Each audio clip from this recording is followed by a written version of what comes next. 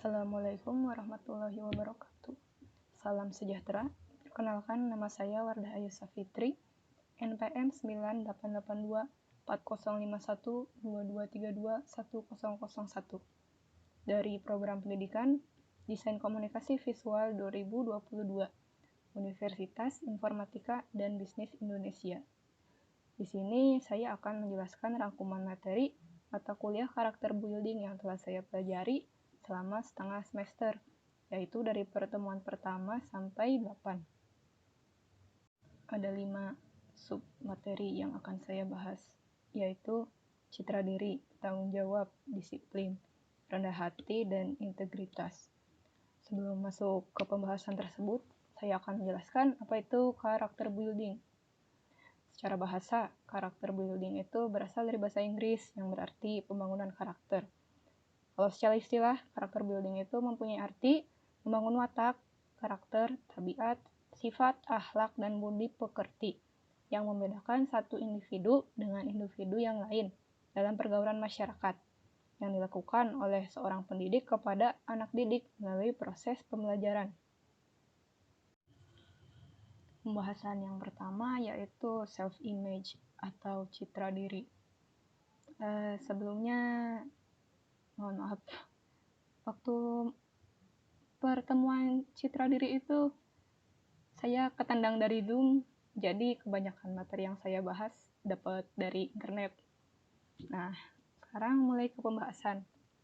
Self-image atau citra diri adalah gambaran, pandangan atau anggapan yang digambarkan atau dibayangkan mengenai diri individu atau jati diri di mata orang lain. Citra diri merupakan diri yang dipelajari dari pengalaman, masukan, kesimpulan yang dibuat. Karakteristik citra diri dapat dibagi menjadi diri positif maupun negatif. Citra positif dapat dilihat pada perilaku yang ditunjukkan dalam kehidupan seseorang, meliputi jadi diri sendiri dengan menerima kekurangan dan kelebihan sendiri, menghargai perbedaan dan tidak menyalahkan lingkungan, mengevaluasi tindakan yang telah kita perbuat, menghargai kelebihan dan kehebatan orang lain, dan siap meminta maaf apabila memang melakukan kesalahan. Adapun citra diri negatif meliputi ketidakpercayaan diri, sombong, takut gagal, rasa tidak aman, insecure, atau ingin menjadi orang lain, merasa tidak mampu, mudah tersinggung. Kita sudah sepatutnya membangun citra diri yang positif agar dapat membangun hubungan dengan orang lain. Citra diri dapat dibangun dengan memupuk pengalaman sedikit demi sedikit. Saat bertemu dengan banyak orang, kita bisa mengadopsi berbagai hal yang didapat dari berinteraksi dengan orang lain. Beragam informasi akan bisa kita serap dan seleksi untuk kemudian digunakan sebagai pengembangan diri. Citra diri yang positif pula dapat meningkatkan kesejahteraan fisik, mental, sosial, emosional, dan spiritual. Kita juga dapat mengenali kelebihan dan potensi diri sembari bersikap realistis tentang kewajiban dan keterbatasan yang kita miliki. Tentang citra diri, saya melihat diri saya sebagai orang yang berkemauan keras, memiliki tekad dan ambisi yang idealis daripada realistis. Namun saya juga mudah putus asa. Saya suka mengajak orang lain dalam melakukan kebaikan, mau berinisiatif, dan siap menolong siapapun yang membutuhkan. Tidak peduli dia adalah orang yang saya suka ataupun tidak. Namun, dengan kualitas yang saya sebutkan, saya masih tidak percaya diri jika ditunjuk sebagai pemimpin. Saya juga lebih suka jika seorang pemimpin adalah pria, karena saya menilai pria lebih bisa menggunakan logika dan akal sehat, berbeda dengan perempuan yang lebih terbawa emosi. Citra diri positif bisa dibangun dengan belajar menerima dan mencintai diri sendiri. Berikut saya akan menyebutkan beberapa tips untuk membangun citra diri yang sehat menurut web Halodoc. Nah, yang pertama, Buatlah daftar tentang hal-hal positif yang kamu miliki. Minta bantuan orang terdekat untuk mengungkapkan apa kelebihan dan hal-hal positif yang kamu miliki. Kenapa minta bantuan orang lain? Karena menilai diri sendiri itu cukup sulit. Yang dilihat dari diri sendiri cuma buruk-buruknya aja. Nah, yang selanjutnya, tetapkan tujuan hidup yang masuk akal dan realistis. Tadi saya menyebutkan kalau saya lebih idealis daripada realistis. Karena tujuan hidup saya itu bukan di dunia ini, tapi di surga. Nah, yang selanjutnya, identifikasi hal-hal traumatis di masa lalu. Lalu, jangan bandingkan diri dengan orang lain.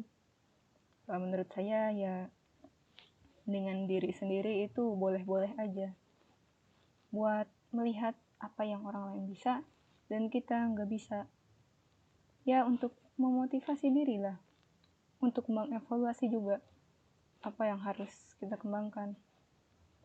Nah, pas berikutnya kita harus kembangkan apa yang menjadi kekuatan atau kelebihan kita. Ya, cara untuk tahu kekuatan dan kelebihannya ngelihat diri orang lain juga, menurut saya. Selanjutnya, belajar cintai diri sendiri. Apa sih mencintai diri sendiri itu? Bukan ya, pokoknya cintai saja diri sendiri. Jangan suka melukai diri sendiri dengan hal-hal yang bodoh. Melukai dalam fisik maupun batin. Jangan. Selanjutnya, berikan afirmasi positif pada diri sendiri. Ingat bahwa setiap orang punya keunikan, termasuk diri kamu. Nah, selanjutnya ingat sudah seberapa jauh kamu mengarungi hidup dan apa saja hal berat yang telah dilalui. Jangan lupa bersyukur karena sudah bisa hidup hingga saat ini. Hidup itu nggak cuma pahit-pahit doang, banyak nikmatnya. Nah, balik lagi. Penting nggak membangun self-image atau citra diri yang positif? Jawabannya penting banget. Karena bagaimana kita berpikir tentang diri sendiri dapat mempengaruhi bagaimana interaksi kita dengan orang lain. Citra diri itu tentang pola pikir. Dan pola pikir akan membentuk kebiasaan. Kebiasaan akan membentuk kepribadian. Pola pikir yang baik tentu akan membuat kepribadian menjadi baik pula. Materi selanjutnya adalah tanggung jawab.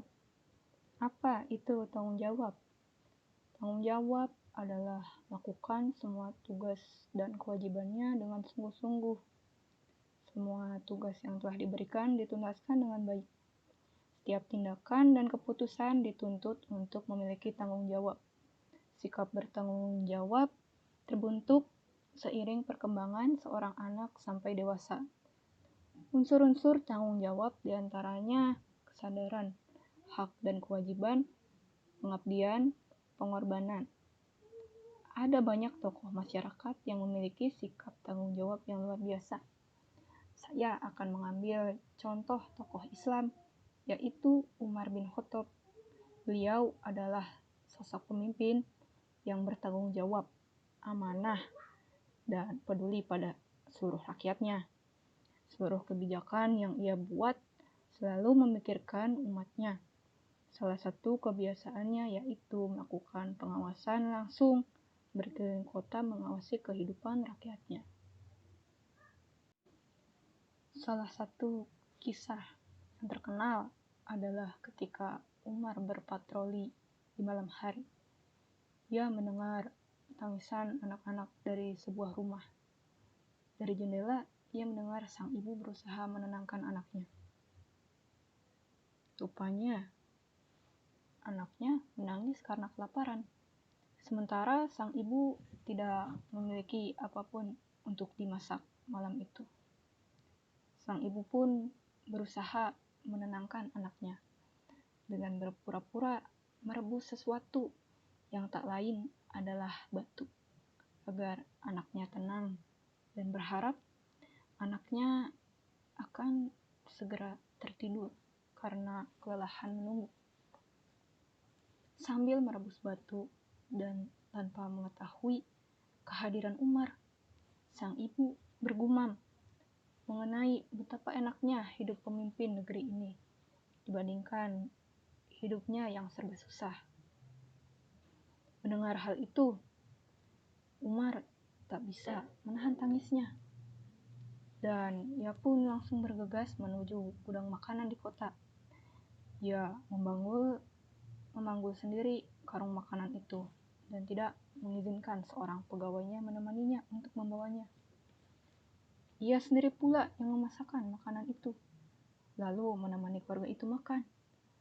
Bahkan Umar menghibur sang anak itu hingga kembali tertidur sebelum akhirnya ia pamit pulang. Keluarga itu tidak pernah tahu bahwa yang datang malam itu adalah Umar bin Khattab, sang pemimpin negeri tersebut. Itulah sikap tanggung jawab yang ditunjukkan Umar. Ia sadar betul akan kewajibannya sebagai pemimpin, karena menurut pandangan Islam, segala perbuatan akan dimintai pertanggungjawaban di hari akhir nanti. Jika rakyatnya lapar, pemimpin juga harus lapar. Jika rakyatnya kenyang, maka pemimpinlah yang harus menjadi paling akhir merasa kenyang. Begitulah betapa sulitnya menjadi seorang pemimpin yang sungguh-sungguh dalam menjalankan tugas dan tentunya bertanggung jawab. Waktu di kelas, saya ingat sebuah quotes yang menurut saya bagus tentang tanggung jawab. Bahkan saya tulis karena saya suka.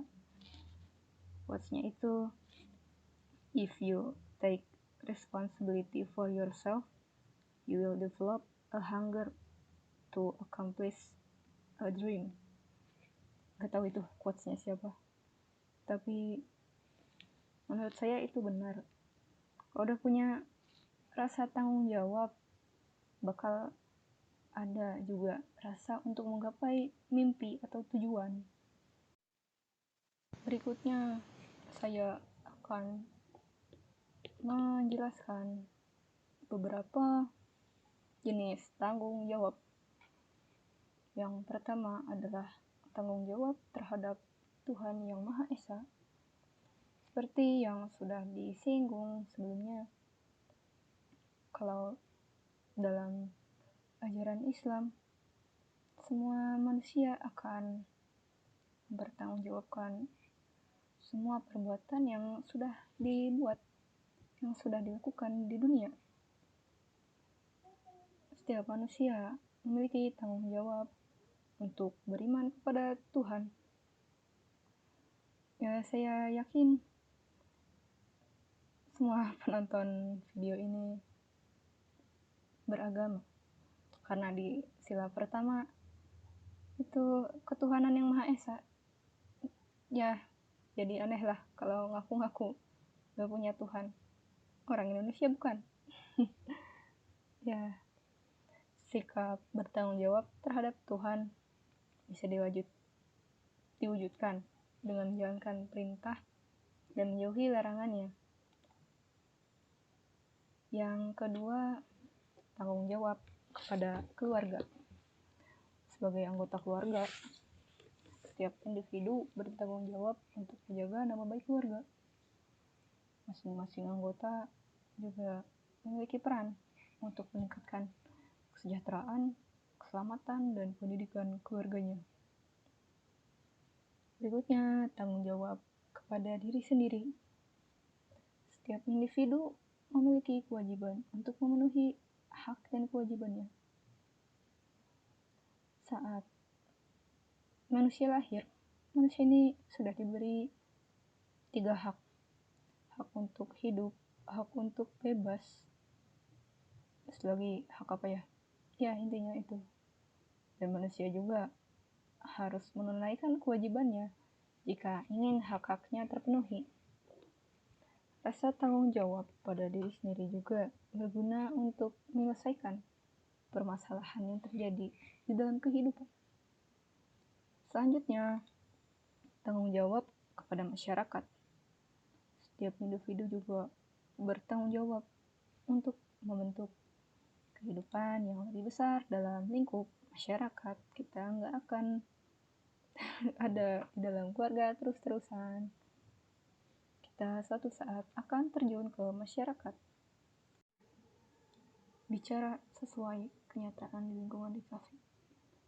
Kami harus bisa bertanggung jawab dengan desain atau tugas yang telah dibuat. Kami harus mampu menjelaskan desain yang kami buat. Kami juga harus membuat desain yang sesuai dengan norma dan etika masyarakat. Kami juga tidak boleh melakukan tindakan plagiasi terhadap desain orang lain. Kalau melihat lingkungan kelas, terkadang saya melihat tugas orang yang plak-ketiplak mirip banget dari internet.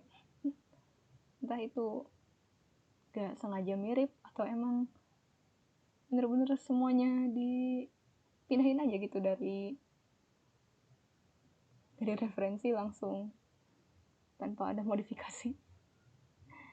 Ya, contoh kasus lain ya di sekitar lingkungan kampus banyak mahasiswa yang mengumpulkan tugas lebih dari tenggat waktu yang ditentukan.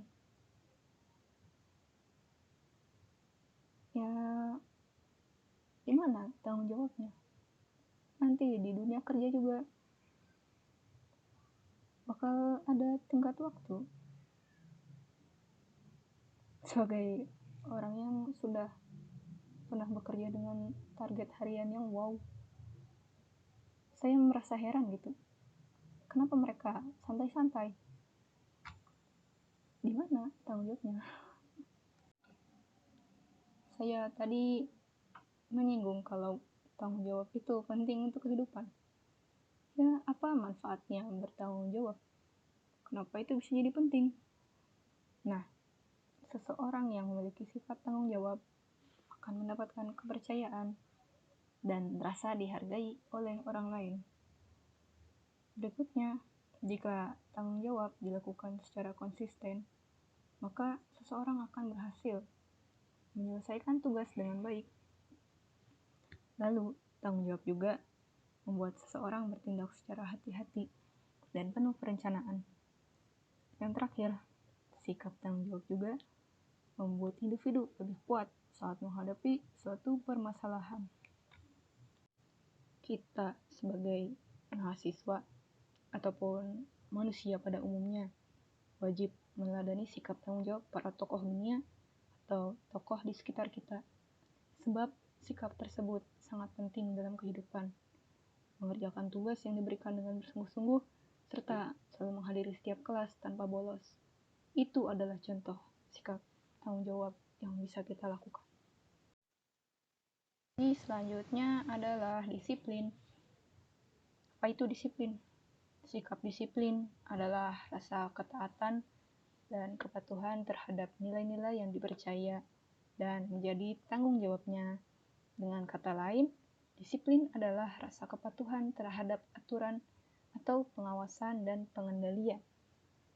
Salah satu negara yang dikenal akan kedisiplinannya adalah Jepang. Ada banyak faktor yang mendasari sikap kedisiplinan yang dimiliki orang Jepang. Di antaranya, sejak kecil mereka telah ditanamkan nilai-nilai kedisiplinan. Selain itu, jiwa Bushido atau kekesatriaan yang melekat turun-temurun, hukum yang jelas dan tegas, menindaklanjuti segala pelanggaran, dan masih banyak hal lainnya. Lalu, apakah yang harus dilakukan agar kita bisa menjadi disiplin? Pahami kembali apa itu bersikap disiplin. Menjadi disiplin berarti memiliki pengendalian diri.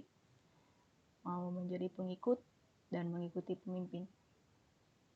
Bagaimana caranya kita meningkatkan kedisiplinan diri?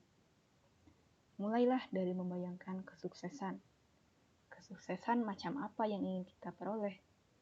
Lalu, buat rencana yang lebih spesifik tentang bagaimana kita akan memperoleh kesuksesan tersebut. Buat juga goals atau capaian kecil, agar kita tahu sudah sejauh mana progres yang kita jalankan. Jangan lupa, kita harus memiliki seorang panutan dalam kedisiplinan, agar kita jadi semakin termotivasi. Kalau mengambil contoh, saya adalah seorang muslim. Untuk menjadi muslim yang disiplin dan taat, maka panutan saya adalah Nabi Muhammad SAW. Kita harus senantiasa membentuk pola tingkah positif yang mendukung pada kesuksesan. Carilah orang-orang yang memiliki visi yang sama dengan kita. Dengan begitu, kita bisa saling mengingatkan untuk berupaya melakukan tindakan positif dan tidak keluar dari jalur kesuksesan yang telah dibuat. Hindari hal-hal remeh semacam godaan yang mampu menggoyahkan kita dari tujuan yang telah kita tentukan. Namun, apabila telah melakukan sebuah kesalahan baik kecil maupun fatal dalam menggapai tujuan, tak perlu malu dan sungkan untuk memaafkan diri sendiri dan teruslah berupaya untuk kembali pada jalur yang telah dibuat. Ya, namanya manusia, pasti ada kesalahan-kesalahan kecilnya. Disiplin dalam menggapai kesuksesan memang hal yang sulit dan melelahkan. Banyak batu-batu kecil yang menghalangi jalan. Maka dari itu, kita harus menjaga diri dari stres. Cobalah untuk beristirahat saat sudah penat, pergi liburan, atau sekedar berolahraga ringan saja. Ya, begitulah beberapa cara untuk meningkatkan kedisiplinan diri kita. Materi yang keempat, yaitu rendah hati. Menurut bahasa, rendah hati berarti tidak angkuh dan tidak sombong. Ciri orang yang bersikap rendah hati ialah selalu bersikap tenang, sederhana, dan sungguh-sungguh menjauhi perbuatan sombong. Dalam mengambil sikap atau keputusan, seseorang yang bersikap rendah hati tidak akan membiarkan emosinya menelan dirinya. Dia akan mengambil keputusan dengan kepala dingin dan berpikir terbuka. Sekarang saya akan memberikan contoh sikap rendah hati oleh pemilik jabatan lebih tinggi di perusahaan. Anggap saja ia adalah seorang manajer. Suatu ketika, seorang karyawan telah bekerja dengan kinerja yang buruk. Ia bahkan tidak disukai oleh rekan kerja lainnya. Sebagai manajer yang bersikap rendah hati, ia memanggil karyawan tersebut untuk datang ke ruangannya. Sang manajer mendengar terlebih dahulu sudut pandang sang karyawan. Lalu, akhirnya sang manajer mengambil keputusan tentang apa yang harus dilakukan. Sang manajer tidak serta-merta memarahi karyawan tersebut di depan umum. Tentu saja hal itu untuk menjaga rasa kehormatan dan keharmonisan dalam perusahaan. Berikutnya, contoh rendah hati di kalangan masyarakat, yaitu bersikap sopan santun kepada siapapun, menghargai usaha orang lain, tidak menyombongkan kenikmatan yang didapat, dan masih banyak lagi. Manfaat dari sikap rendah hati adalah disegani orang lain, memiliki hati yang tentram, memiliki banyak teman, dan jauh lebih dihargai oleh orang lain. Jika melihat ke lingkungan kelas saya, orang yang rendah hati mungkin cenderung terlihat mudah diganggu. Tapi saya yakin orang seperti itu mudah memaafkan orang yang mengganggu. Bahkan tetap menilai positif pada orang yang telah mengganggunya. Ya, ini kisah nyata yang saya lihat dari teman saya. Saya cukup kagum dan heran di saat saya sebagai penonton sudah naik pitam, teman saya ini malah dengan sabar menanggapi si pengganggu itu. Ya, luar biasa. Selanjutnya adalah materi yang terakhir, yaitu integritas. Apa itu integritas? Integritas adalah tindakan yang sesuai dengan nilai dan value yang ada di masyarakat. Ciri orang yang memiliki integritas adalah jujur, tulus, terbuka, konsisten, bersikap objektif, menjaga martabat, dan tidak melakukan tindakan yang tercela, tepat waktu, serta mampu mengontrol diri. Sikap integritas dapat diwujudkan dengan cara mengedukasi sejak dini tentang nilai kejujuran, menyadari sanksi yang akan didapat jika tidak jujur, sadar hukum, serta berkomitmen. Kita sering dengar, tanamkan pada anak-anak tentang kejujuran. Tapi, gimana sebenarnya cara menanamkan kejujuran pada anak-anak? Berikut beberapa teknik mengajarkan kejujuran pada anak-anak menurut meneliti.com. Caranya, terapkan dalam kehidupan sehari-hari. Tanamkan pengetahuan dan keyakinan bahwa Tuhan itu Maha Melihat. Lalu, berikan pemahaman bahwa jujur itu nikmat. Lalu, bacakan kisah tentang kejujuran sebelum tidur. Lalu, berikan pujian ketika anak jujur. Saat anak berbuat kesalahan, jangan langsung marah. Tanya dulu.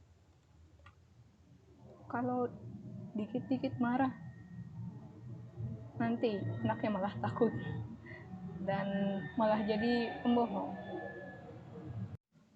Untuk Indonesia sendiri, negara kita tercinta ini dianggap masih belum berintegritas oleh dunia. Mengingat fakta bahwa negara Indonesia terdapat di posisi ke-34 dalam nominasi negara terjujur di dunia. Kita bisa melihat sendiri kondisi di lapangan, bagaimana maraknya tindak kriminal dan kecurangan tak kasat mata yang dilakukan oleh golongan atas maupun bawah. Pejabat berkorupsi, pejabat memanipulasi hukum, hingga pedagang yang curang. Belakangan ini banyak kasus dari Menteri Keuangan atau Pajak waktu itu ya, yang anaknya dengan seenaknya menghajar anak orang lain. Ada juga yang dari kepolisian atau apa ya, sama juga anaknya menghajar anak orang lain. Nah, yang kepolisian ini lucunya, si polisi itu malah ikut-ikutan nyemangatin anaknya nendangin anak orang lain. Aneh kan? Ya, semuanya didasari oleh rasa ingin untung. Semua orang ingin meraup keuntungan. Ya, keuntungan lebih tanpa diiringi komitmen dan kejujuran. Kenapa negara yang dicap sebagai negara beragama malah tidak melakukan hal sederhana seperti jujur? Susah sekali mau jujur. Banyak hal yang menyebabkan Indonesia sulit menjadi negara yang berintegritas. Mulai dari aspek individu, manusia membutuhkan uang. Ada orang kalangan ke bawah yang sangat sulit mendapatkan uang karena sulit mendapat pekerjaan.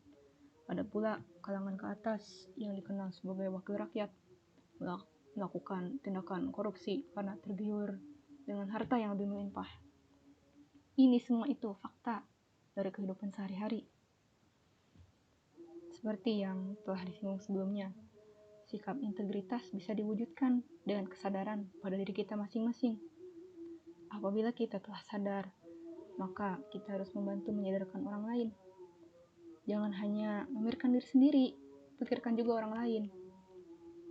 Kalau kita udah bisa jujur, udah sadar, ya kita harus membimbing orang lain juga. Kan gitu. Manusia itu diciptakan bukan tanpa tujuan. Bukan buat pajangan doang di bumi. Manusia diciptakan itu untuk menjadi pemimpin. Pemimpin yang melestarikan bumi. Ya selain melestarikan lingkungan juga, ya lestarikan juga orangnya. Bantu-bantu, saling bantu. Saling membantulah dalam kebaikan. Diri untuk menegakkan apa yang benar dan melawan apa yang salah. Seperti itu, sosok yang berintegritas. Sekarang contoh orang yang berintegritas di sekitar saya. Ada banyak, dari dosen, dari mahasiswa. Saya pikir ada banyak yang bisa saya menilai mereka itu berintegritas. Sebutin. Kalau dari dosen, saya menilai Ibu Piri yang sangat berintegritas. Dia sangat mampu membimbing mahasiswa gitu. Ya sangat mampu mengajar dengan baik lah. Ya dosen-dosen yang lain juga cukup lah, tapi yang paling berintegritas menurut saya Bu Piri. Kalau untuk kalangan teman sekelas, banyak lah yang berintegritas. Kalau yang konsisten dalam mengerjakan tugas, siapa ya? Michelle. Tetap konsisten bagusnya. Terus ada Naila, Chandra. Mereka saya nilai juga cukup berintegritas. Kalau menilai dari sudut pandang seorang muslim yang berintegritas, saya nilai Kartika. Dari tadi contohnya perempuan terus. Kalau lelaki saya tidak terlalu kenal sih. Jadi saya belum bisa memberikan contoh atau menilai siapa yang berintegritas. Mungkin ketua kelasnya cukuplah menurut saya. Ya, sekian. Seluruh materi sudah saya bahas. Entah tersampaikan dengan baik atau tidak. Saya kelihatan baca ya. Ya, saya memang baca. Tapi saya ketik sendiri. Ya, saya paham dengan materinya. Sekian dari saya. Maaf apabila videonya kurang bagus atau suara kurang jelas. Wassalamualaikum warahmatullahi wabarakatuh.